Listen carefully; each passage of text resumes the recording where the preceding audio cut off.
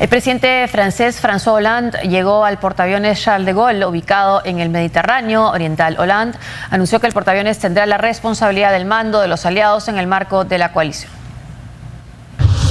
Alemania se suma a la lucha en contra del Estado Islámico en Siria, luego de que la Cámara Baja del Parlamento aprobara iniciar la operación militar en ese país. Se prevé que la misión se prolongue hasta diciembre de 2016, con un costo de 134 millones de euros, con la participación de 1.200 soldados, quienes desarrollarán trabajos de reconocimiento, seguridad y logística.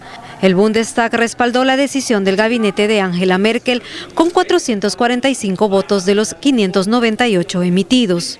Durante el debate de la propuesta, la parlamentaria de izquierda, Sarah Wagenknecht, advirtió que si Alemania manda tornados a Siria, solo estarán creando más terroristas e incrementando el riesgo de que haya un ataque en territorio alemán, y que más guerra no es la solución. Afirmó que los últimos bombardeos en Raqqa solo han destruido escuelas y hospitales. Los bombardeos de las últimas 3 semanas en Siria han provocado la muerte de muchos civiles. Las madres de Raqqa también lloran a sus hijos. La Fuerza Aérea Alemana mostró los aviones Tornados de reconocimiento que participarán en la campaña militar en territorio sirio, los cuales podrán capturar imágenes detalladas de grandes áreas que ocupa el ISIS. Sabemos que el Estado Islámico tiene los medios para atacar a los aviones, pero estamos preparados, equipados y entrenados. Nuestra tecnología de sensores nos permite volar a alturas que no exponen mínimamente a esta amenaza. En tanto, el presidente francés François Hollande visitó el portaaviones Charles de Gaulle, que se encuentra en el Mediterráneo oriental, que luego de los atentados en París el 13 de noviembre fue enviado con 26 cazas para triplicar los bombardeos en Siria en contra de Daesh. Francia cuenta con un importante despliegue militar en Medio Oriente desde septiembre del año pasado. Hollande se dirigió a los 2.000 tripulantes del buque de guerra, a quienes agradeció la lucha que están desarrollando contra el enemigo. En tanto, el primer ministro británico David Cameron dijo que es importante conseguir una solución política en Siria. Por ello destacó el proceso de conversaciones que la diplomacia internacional está llevando a cabo en Viena. En este contexto, el secretario de Estado estadounidense John Kerry afirmó que todas las fuerzas sirias tienen que buscar un diálogo que permita combatir conjuntamente el Estado Islámico, sin que sea necesario la salida del presidente Bashar al-Assad. Sin embargo, Kerry señaló que sería extremadamente difícil lograr eso si las fuerzas rebeldes que han luchado para derrocar a Assad durante más de 4 años no tienen una especie de garantía de que el líder sirio finalmente sea parte del poder. Mientras tanto, la Fuerza Aérea rusa bombardeó en esta última semana 1.458 objetivos terroristas en las provincias de Alepo, Idlib, Homs, Latakia, Deir al-Zor y Raqqa en Siria, destruyendo bases militares, campos de entrenamiento y camiones cisternas que transportaban petróleo del Estado Islámico.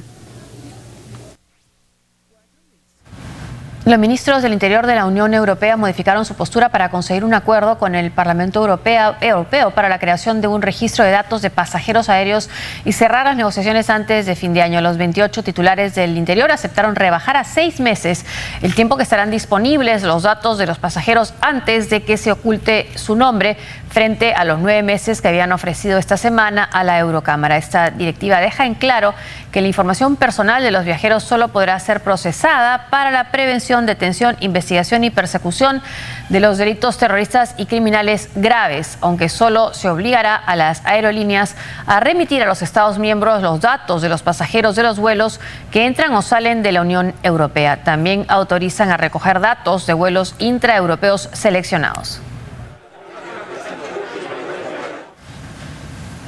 Bueno, y medidas como esta cobran sentido sobre todo cuando se supo que uno de los, el considerado autor intelectual de los atentados de París había traspasado las fronteras, incluso había viajado a Siria. Exacto, además también se cree que otros de los implicados también se habían movilizado por diferentes países de la Unión Europea, inclusive a los cuales pues no tuvo acceso a la información.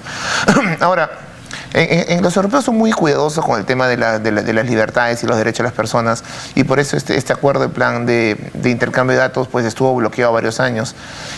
si algo sirvió, y esto es lamentable decir, si algo sirvió los atentados de París de hace 2 semanas, fue justamente la posibilidad de desbloquear este tipo de acuerdos, pues la situación creada obviamente requiere medidas urgentes, y ante la realidad de quiénes fueron los que perpetraron el atentado y cómo se movilizaron, pues, y la ausencia de información para llevar a cabo, pues, para que la inteligencia de los países pueda, pues, prever el atentado, obviamente este plan, pues, surge como una alternativa para hacer frente a dicho tema.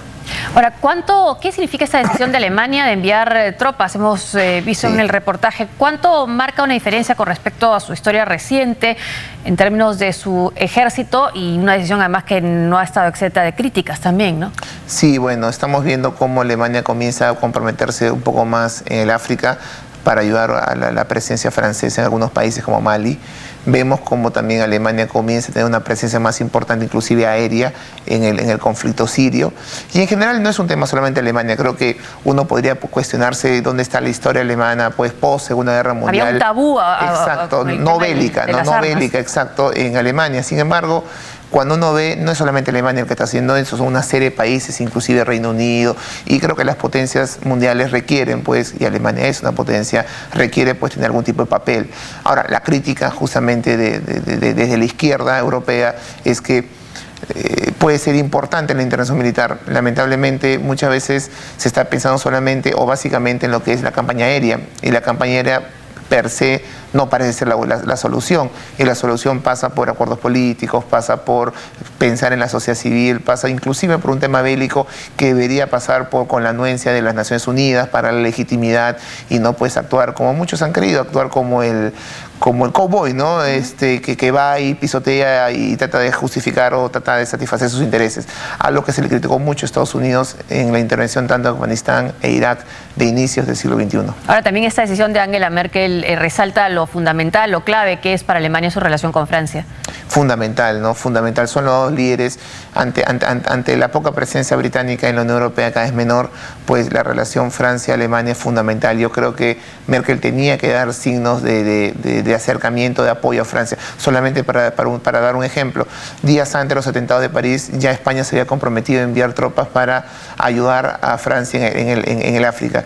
Después de los atentados, más bien España ha dado un paso atrás y ha dicho, pues, que eso va a demorar. En cambio, pues, Alemania, luego de los atentados, ha cubierto justamente ese espacio que era básicamente de España, lo cual demuestra que la alianza París-Berlín, pues, es sólida, y creo que debe seguir caminando conjuntamente en función de lo que todos quieren, la persistencia, la existencia y la continuación de la Unión Europea. Claro, y la paz entre antiguos enemigos. Además.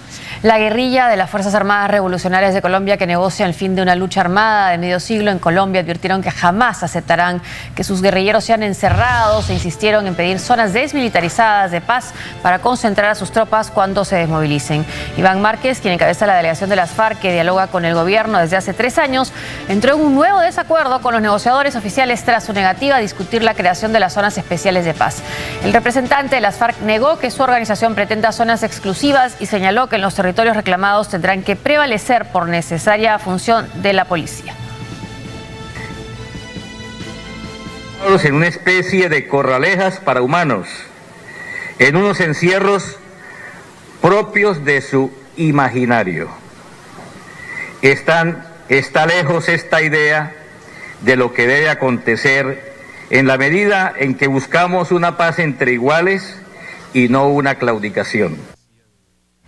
Ahora, claro, esta actitud de las FARC de estar demorando los acuerdos de paz por oponerse a determinados puntos puede perjudicar el acuerdo en sí, ¿no? Porque hay un tema también de opinión pública. Sí. Hasta este momento parecía haber una corriente a favor, pero si esto se demora más y ven esta actitud de este grupo armado. Ahora, lo positivo es que estamos ya negociando los temas finales, es decir, estamos hablando de cómo hacer la desmovilización, es decir, qué va a pasar finalmente si se han cumplido los acuerdos para que los miembros de la FARC no vayan a la cárcel. Estamos hablando ya de la última parte del acuerdo, y eso es positivo, aunque todavía hay discusiones públicas. Ahora, Santos también lo dijo, es decir, nadie negocia para después ir a la cárcel, y creo que en ese sentido no hay muchas diferencias, aunque este tema pueda ser muy sensible cuando vez que la FARC hablan de que no queremos en la cárcel, en la opinión pública, que no conoce también como en la negociación que se da, obviamente encuentra después una opinión muy contraria. Pero a mí me parece que hay algo más preocupante a partir de lo señalado por Iván Márquez, el líder de la FARC, y es que ellos hablan de una zona de desmovilización, ¿no? Y una zona desmilitarizada, perdón, sí, que recuerda pues a lo que fue el Caguán a finales de los 90 durante el gobierno de Pastrana, que fue un fracaso y que lo logró es pues el fortalecimiento de la FARC, ¿no?